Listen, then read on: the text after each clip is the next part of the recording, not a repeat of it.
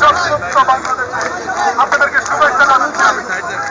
আপনি জানেন এই স্বৈর শাসকের প্রেতাত্মারা আমাদেরকে মিথ্যে মামলা দিয়ে দীর্ঘদিন আমাদেরকে কারাগারে আটকে রেখেছিল। আমাদেরকে একের পর এক রিমান্ডের নামে আমাদেরকে শারীরিকভাবে আমাদেরকে নির্যাতন করে দিতে হবে।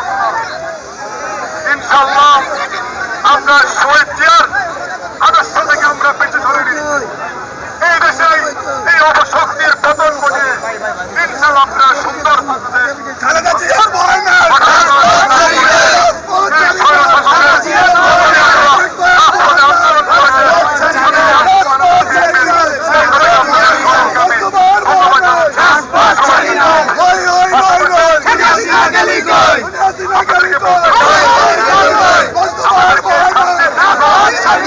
আমাদেরকে শান্তি শৃঙ্খলা প্রতিষ্ঠিত করতে হবে।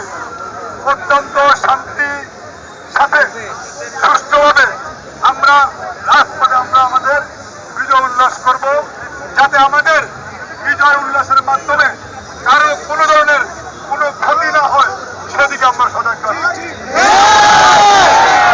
এদের প্রেতাত্মারা আমাদের মাঝে ঢুকে এরা মানুষের ক্ষতি সাধন করতে পারে।